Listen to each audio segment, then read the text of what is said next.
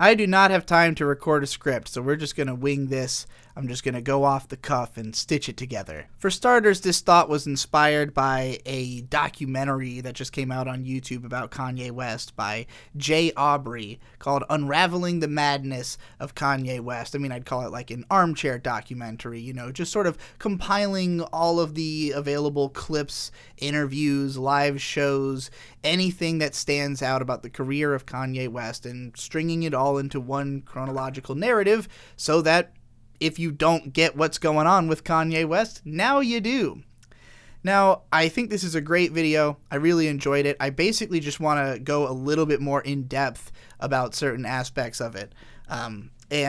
So if you don't know much about Kanye West, this might be difficult to follow unless you watch that video, which will explain literally everything in pretty much the same depth I would have explained it if I was trying to explain Kanye West to somebody. If you do know about Kanye West, though, you probably don't need to watch that video. You might as well anyways because it's entertaining, but this one is just gonna go a little bit deeper. So one of the things that the documentarian didn't really comment on directly in this video, but kind of did through the use of Kanye's clips where he talks about this subject, is the weird fixation that the culture has on public statements. Because Kanye West, a lot of his infamy came from these very public moments, like him saying George Bush doesn't like black people. I don't know how controversial that was in terms of hurting his career or really, making people hate Kanye West. But it's really funny to me that it was fixated on because lyrics like that had already appeared in his albums. He had already been saying this about George Bush on an album released prior to this airing. So really, he's just, bringing his message to a more mainstream platform, so to speak. And I mean, his lyrics are full of stuff like, insisting that the government created AIDS to affect black people, which could be true, but is in the realm of what is considered conspiracy, so there's a lot of stuff like that all over his albums. It's very political. He was diving into really intense topics from the beginning, and people loved that about him. But I think that when that hit the mainstream, and the mainstream, had a backlash against it, it started to ripple back and affect his reputation. I forgot to bring this up, but something I wanted to point out is that any rap artist who becomes a pop artist is a crossover artist. Rap is not a mainstream genre. It's close, and rap songs can cross over into the mainstream and do so increasingly now. But the difference between, not to say that there's no manufactured rap made to be pop music. There certainly is something like will.i.am, I would call that. But there's, most of the time, if a rap song crosses over, the person who's rapping is probably really about the stuff that they are saying. Aside from the fact that realness is respected in rap music, people just connect with real stuff anyways. Pop is a world of fabrication that is meant to appeal to as many people as humanly possible on a low level, whereas any other artist succeeds by connecting with people on a deeper level. So Kanye becoming so famous means that there were lots of people who felt similarly to how he did about a lot of the things he was saying. They connected with a lot of his messages, especially about college, about some of the, problems that he has with the government and things like that. But when you put that into the pop sphere, people who are just listening to his songs as pop music, they might pay attention to elements of the message. It's hard not to understand what Jesus Walks is about, but that's a very specific thing that doesn't go into some of the more extreme stuff he says on other tracks. So, in the pop sphere, it's possible for the things he's saying to become shocking, even when, people who are actually in his audience would not expect. This is not off message. This is exactly what he's respected for, is the fact that he will say things like this. And some of the stunts, really the Taylor Swift thing was the nail in the coffin of Kanye ever not being controversial again. Because it's an unquestionably, dick move on his part. It was a strange, bizarre thing to do, regardless of whatever his mental state was at the time, with his mom having just died, the person closest to him, his sort of mental anchor, the person who had, basically facilitated his entire career from a young age. And so, yeah, like it's easy to imagine that he was in a weird state at that event, but, you know, doing something like that is going to put attention on you forever for being a fucking insane person. And Kanye West capitalized on that very well by creating My Beautiful Dark Twisted Fantasy, his most beloved, critically acclaimed, successful album. You know, it's gone into in great depth on this video, but it's just really interesting that, you know, only in more recent years have the actual lyrics of the album started to draw attention because of Twitter. Because an album comes out, a bunch of people tweet a memorable line to clown on it, and it spreads like wildfire. And because journalists pull all their headlines from Twitter these days, it becomes talked about in online articles. So, you know, this is how his reputation has begun to spread.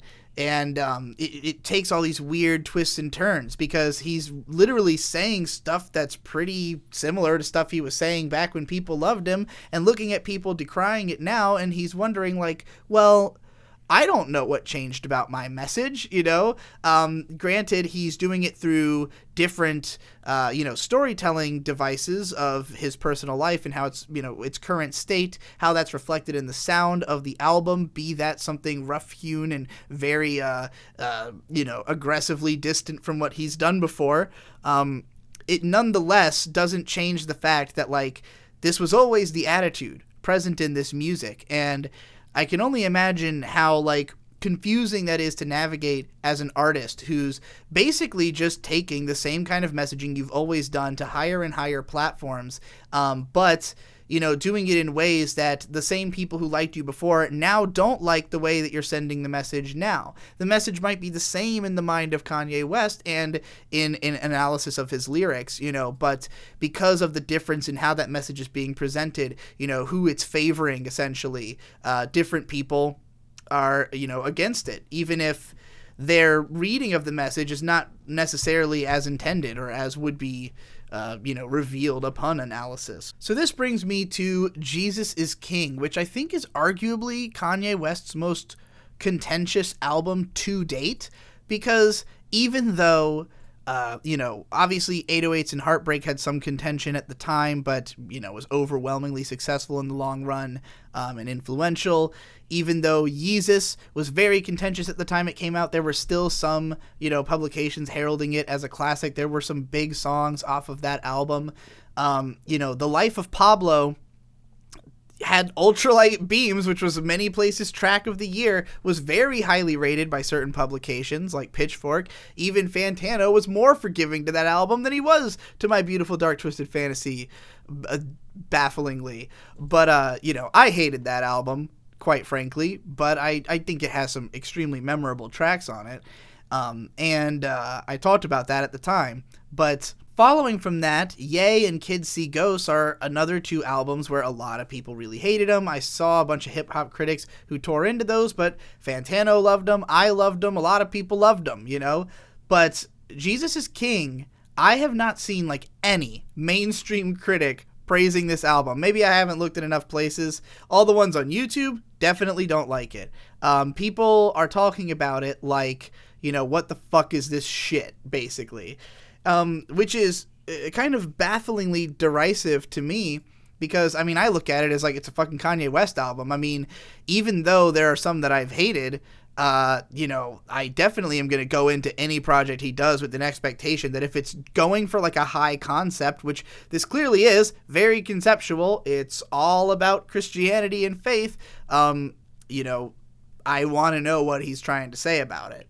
And so I think that a lot of people kind of have dismissed this album because of the fixation on the idea that it is supposed to be gospel music. That because he's using a gospel choir, some songs are straight up gospel, and that he's, you know, preaching about God and talking about God a lot and like in very, you know, almost pastorally ways on certain parts of the album, that this is just holistically Kanye West tries to do a gospel album, and that the incongruities are just because he's insane.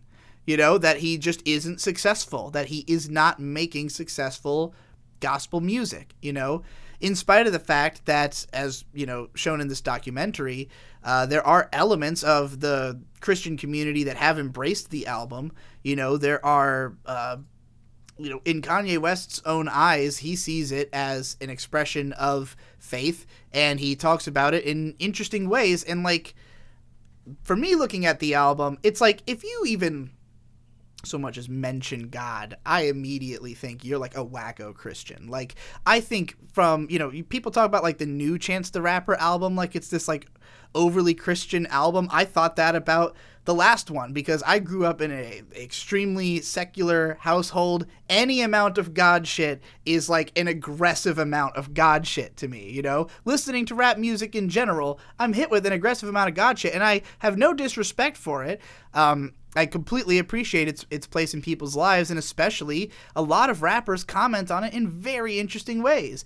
I think that if you look at Kendrick Lamar's lyrics, when he talks about God, he talks a lot about Christianity and faith, but he also talks about the concept of God in many different ways. And you have to consider from the perspective of a Black American, that there are multiple cultural influences of the idea of God on you. The African conceptions of God are not necessarily even similar to the Christian conceptions of God, and all of that is being commented on in the music of both Kanye and of Kendrick, and Kanye, with himself stating on previous albums, "I am a God," is obviously, referencing the other, meaning of goddom as it's understood in a lot of Black communities. You hear it a lot in rap music, the reference to yourself as a god, as a young god. In fact, I think it's kind of emblematic of hip-hop to just mix religions all together. I mean, there's lots of references to Allah on a lot of albums that also reference other denominations of God. It's very much a melting pot of just different takes on faith and what they mean to you, and they can, you can literally have relationships with multiple types of faith, and Kanye West obviously does, but he's really given himself over to the Christian faith and really devoted himself to the idea that God is a power above him. That is the core principle of Kanye's message across this album, and you can really see that in the documentary, looking at all the footage of him talking about it, that and looking at the message of his albums leading up to this point. Because, as discussed in this documentary, Kanye West's albums have always had a narrative about these multiple sides of himself, which prior to him sort of being diagnosed as bipolar and basically attributing some of this to that on Ye, he would characterize these different elements of his, swaying persona, these extremes that he feels. And if you watch these interview clips, you can really see when Kanye is in a manic state of mind. You can see that, even when he's at his wittiest, at his most fun to watch and energetic, he is he's just ballistically spitfiring ideas at you. And I mean, my favorite clip of Kanye is always the Wreck-It Ralph clip, which is unfortunately not this documentary, where he's talking about how... Do you know how many times I sat with people and said, hey, I want to make a store? And they said, how could you make a store? Blah, blah, blah. It's in my code. It's in my code. Have y'all ever seen Wreck-It Ralph? Yeah. You remember how that girl in there, the people that was racing, she was the glitch. Yeah. You telling me they don't look at me like the motherfucking glitch? You telling me people don't look at Kanye West like the glitch right now? And she was on the side of the video game the whole time. It's in my code. It's in my code. He's clearly a manic depressive, and he's had some real bad depressive lows because he's been through a lot of rough shit in the time that he's been in the limelight. He started his career when he almost died in a car accident and had his jaw broken up. And he literally says in one of the interview clips that... when he had that accident, he thought of it as God telling him that he was going to give all these great things to Kanye, that he was about to receive a career, he was going to achieve his dreams. However, he needed to be reminded that God could take it all from him at any time. So he is always subservient to God. He says that. So that was his mindset in the early part of his career, where he's making songs like Jesus Walks that are extremely Christian, that were highly respected as Christian songs, in spite of the fact that that song also contains edgy, weird lyrics that, people would not say is like gospel. And maybe he wasn't calling it gospel at the time, but I mean, his music has always been littered with gospel samples. Like, it's a core staple of his music that he uses Christian themes in his music. It always has been. So it's not like out of left field that this album happened. But what changed about Kanye's relationship with God? Because he started to become successful, and he became more ego-driven, and he said that he was less fearful. And when his mom died, then he went into, another downward spiral. God had taken something from him once again, and he's not sure where to go. And at the same time, he's breaking off his relationship, getting into a new one, but he has a lot of hope being poured into this new relationship. He really pours his heart and fucking soul into this album. Crazy production. It's it's a massive album, and it's a huge success, both commercially and critically. One of the most acclaimed albums of all time. And, he basically spiraled. The depression, the questions he's asking himself, just the directionlessness of, being in this swirl of fame and infamy, this just constantly surrounded by sex and drugs and a rock and roll lifestyle, and basically having the money to do whatever he wants, drunk driving, not giving a fuck, because even though he's been injured before, he's not sure what there's left to live for, while his relationship crashes and burns, and he skids out like a fucking like a languid Oscar Wilde era figure, character sprawling out on the ground, dead in the limelight. But like the phoenix, he rises as he finds a new love at the end of the album. So, we're charging into a new era of Kanye West. What's he gonna do? Well, he comes out with his next album being highly political. He pursues fashion. He does all this other shit. But over time, the self-aggrandizement once again arises, because now he's the creator of one of the greatest albums of all time. Now he is megastar Kanye West. He's Jay-Z and Kanye West in Paris with all their fashion and their Nike fucking war and Adidas brand deals and the fashion shows. And then he didn't even mention in this documentary actually like the financial crash, because I believe that there was a period where Kanye West was like bankrupt, where he had to like borrow money from Jay-Z or something over like one of his fashion things failing. I don't know if that was fake news. I just remember that happening and it wasn't commented on here. But there's a lot of things that would put you into those manic states if you are prone to getting really fucking emotional when things go very wrong, as they tend to when you're taking these like high risk, high reward kind of scenarios, and also running into, personal issues and downfalls and pratfalls. So, as talked about in this documentary, there was a time where their house was broken into. Kim and Kanye's house was broken into. And Kim was like tied up. Nothing happened to her, but like it's an extremely, fucking traumatizing event. Anything could have happened. And so Kanye's in this mindset on Ye, where, he had to check himself into a mental hospital. The title of the cover of the album says, "I hate being bipolar, it's awesome." So literally this is just an album going right to the heart of the issue. I am bipolar.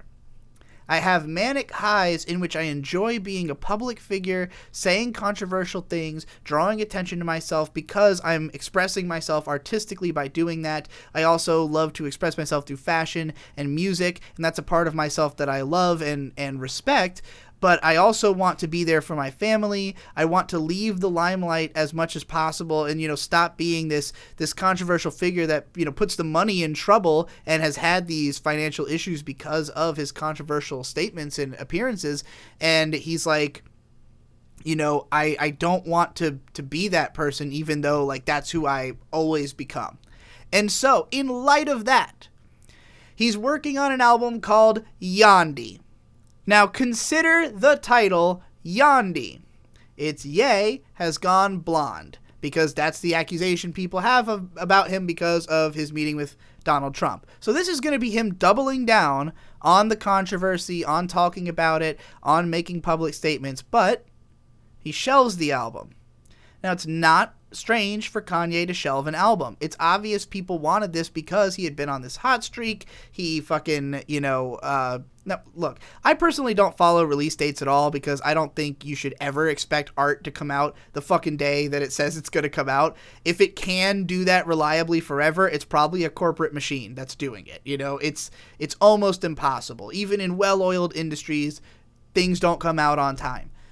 All the time, so I'm never expecting that. I'm never looking forward to anything. I just, wait for shit to come out, hear reviews, and then I go look at it, but, in the case of Yandhi, I have no expectations. I don't give a fuck. He's thrown away tons of albums. It's not strange, you got another album in a fucking year. Like, to me, the expectations of the rap community, I mean, I understand that rap music can be very easily produced, so some rappers just can drop tape after tape after tape because all they need is fucking 2-minute beats and lyrics. And I'm not dissing that. I love that music, but it is easy to make. I make it in large quantities myself.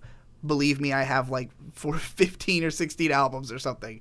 But those kinds of albums, those aren't the ones that tend to stand the test of time. The ones that are slaved over, the ones that, Kendrick Lamar's huge, ambitious projects, a film by Kendrick Lamar, as they would be called, these take 3 years to make. And I'm used to that because I come from rock music, where rock music, you always have to write and perform the fucking song. You have to learn the fucking song, you have to cull your songs and it's a lot harder to cull when there's a longer process of making it. So it just takes way longer to make a rock album. I'm used to 2-3 year cycles, especially for prog.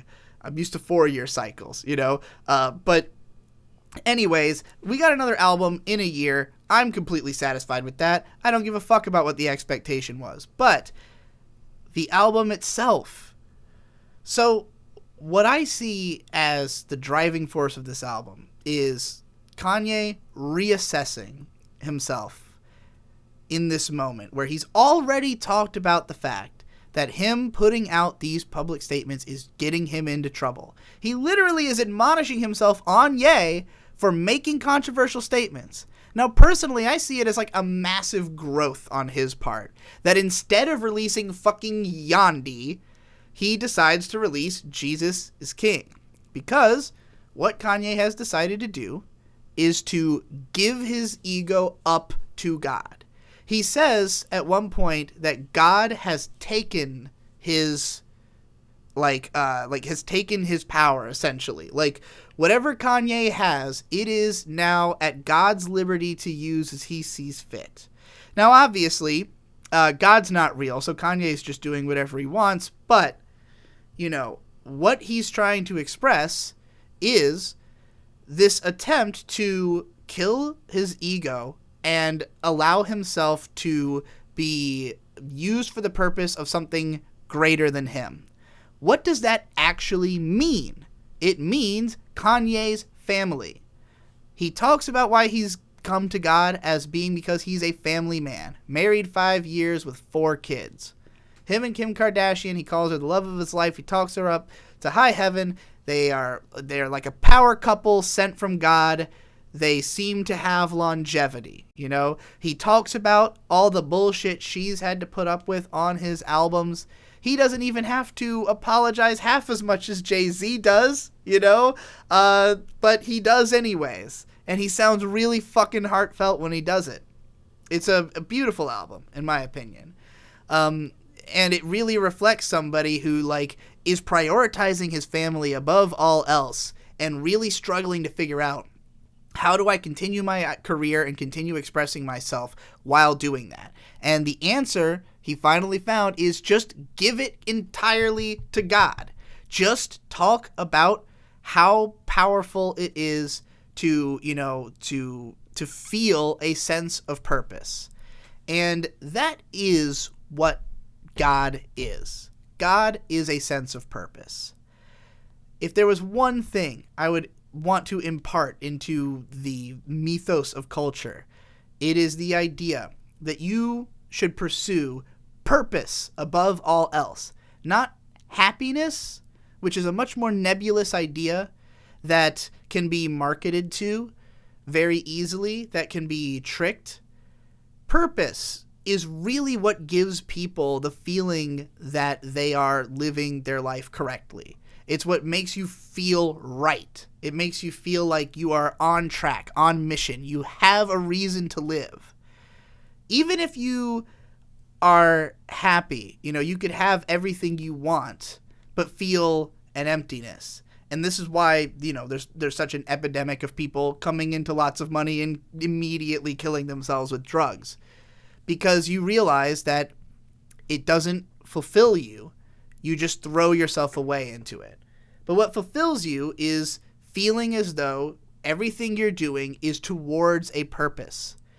And that can be very difficult to find, because if you don't have some innate desire to do some particular thing, and for most people, their sense of purpose is family.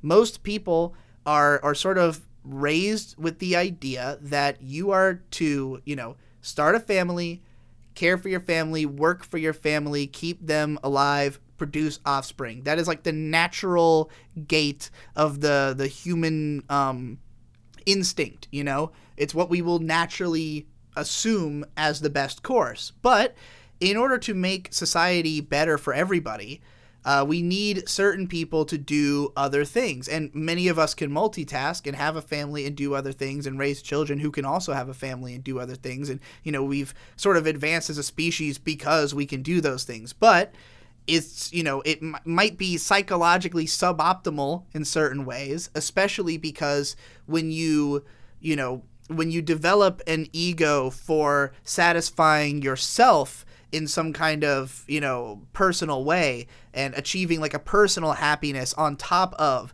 the sense of purpose of just, having a family or doing, something for society, like that can be escaped into as in like an egotistical realm. You can be overly self-indulgent, even if you think what you're doing is helping other people or, is satisfying the needs of, of the people who want something from you, I suppose. Even if it's something that, that advances society in some way, it nonetheless is something that you can disappear into egotistically.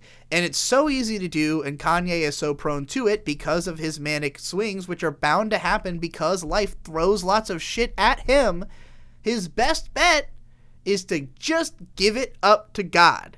Just be like, look, I know that what God would want, because this is what basic Christian values are, is for me to just, be there for my family, work for them, produce music and art that just talks about the greatness of having a sense of purpose in God. What does God want me to do? Love your wife and kids. Got it. Great message, I mean, there's more to the album than that, but that's essentially the mental game that Kanye seems to be playing with himself on this album is, can I, create beautiful art, great music using the same structures as I always have. And I love that at the end of this video, there's a part where, I don't know if the documentarian made this bit themselves, but if so, mad kudos, where they layered all of the lights over the intro to Use This Gospel, I think.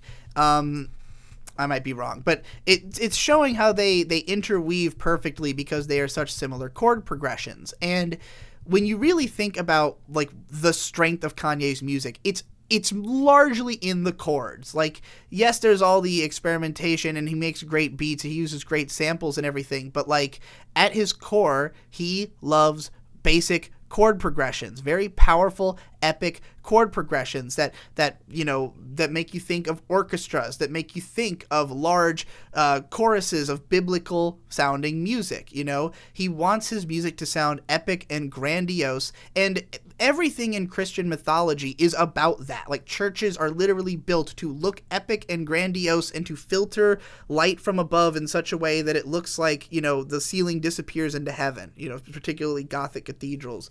It's the Pope wears a giant fucking hat, it's all about grandiosity. That has always been his style, so he's applying it to God. It's the same Kanye West chords, the same emotive progressions, the same, combination of different styles, and he's really bringing like all kinds of styles on this album because, aside from it opening with a gospel track, we've got more straightforward rap songs, we've got more emotional singing songs, we've got minimal stuff, we've got maximal stuff, chord driven stuff, we've got stuff that is just more experimental, or stuff that's more ridiculous. I mean, look, I know everybody clowns on the Chick-fil-A line, but dude, that line is fucking amazing. I pass by Chick-fil-A 3 times a fucking day, and I think about that line every single time, especially because they're closed on Sunday. So I see it and I think, closed on Sunday, you're my Chick-fil-A. Do you know how good the number 1 with the lemonade is? If you live somewhere that doesn't have Chick-fil-A, psh, I mean, personally, I get the number 2 because I like it spicy, but, nonetheless, great lyric. And it's not like it's the fact that it's goofy makes it somehow, like, at odds with being on a Christian album or whatever. Like, Christian rock isn't just overloaded with goofy fucking shit. Like, VeggieTales isn't a goofy idea of presenting Christianity, which is, by the way, served at Chick-fil-A because it's a Christian organization. That's part of the joke. I'm almost certain. I mean, he could probably get an endorsement with Chick-fil-A. I mean, that might be what he was going for all I know. I would literally go to Chick-fil-A so often to get, like, some kind of Kanye West branded toy. I would buy all 6 of the set of the Kanye West Jesus is King Chick-fil-A toy. Oh, God.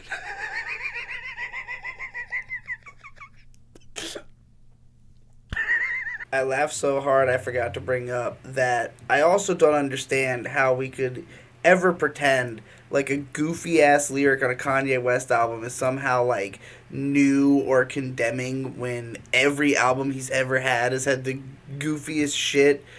Trip and fall on the concrete, that's your asphalt, as far back as My Beautiful Dark Twisted Fantasy. I mean, literally all of his albums. I mean, he had like outright comedy songs on earlier albums. I just don't understand why this Chick-fil-A line, other than that, again, it happens to be on a gospel album or whatever, that it's somehow like the most ridiculous thing Kanye West has said, Now look, I will say that I think that Jesus is King, its brevity is definitely one of its stranger parts, and like Kanye's albums have recently been short, but in this case it's particularly that the songs are short. Many of them feel abrupt, like they don't fully explore whatever idea or sound they're using. But I mean, I do kind of like the medley feel of the album, the way that the songs kind of flow into each other, and it feels like you're just at one continuous service, just one gospel choir just going on. And then it just so happens the other day that Kanye put out like I guess a sort of like deconstruction version of the album where it's just the choir, and I think he might be playing alongside them at certain parts, but they're basically mixing and matching parts from this album along with other Kanye West stuff. So basically literally showing you that he's doing what this guy just pointed out that he was doing in this video and that I'm saying he's doing in this one, I literally had forgotten that happened until I got this far into the video because this documentary clearly was rendered before that dropped the other day. But I haven't listened to the whole thing yet. But what I've heard was interesting, and it definitely was it made sense for it to be released because it really is a more gospel take on the material with even less of Kanye's ego. He strips out the vocals, allows it to be overtaken by the choir, and just kind of disappears into his tribute to God. And so I think that it makes for a great side-by-side. One kind of leads you into the other. You've got the sort of more accessible, fun album, short, and then this longer, grander, more, more sort of spiritual feeling release. We couldn't have predicted this, but it's cool that it's now there. So, yeah, I mean, I don't know anything about the fucking movie he made. People don't even mention the fact that he made like a movie that came to theaters in collaboration with this album. I don't know if that's available anywhere yet, but I haven't heard anybody talk about it. I mean, I would assume it's similar to the videos, of him with the choir, probably just shot like really beautifully, and with some cool staging or something. But I'd fucking watch that. That sounds lit. So I think I'll be checking that out. I mean, Jesus is King, I'd probably give it, honestly, like a 7 out of 10. I don't think it's an amazing album because, again, it is so brief. There's not a ton of super memorable hooks. There are great passages. I love the fucking sax solo. I don't care about the fact that nobody likes that dude. I'm literally so young I can't remember his name. I don't give a fuck. It sounds great. I love the sound of this album. Even when the production is rough, none of it's as rough as Ye, and I loved Ye, so I can't even talk shit. So, yeah, I don't know, man. I think it's a pretty decent album, and that's my defense, and that's my statement.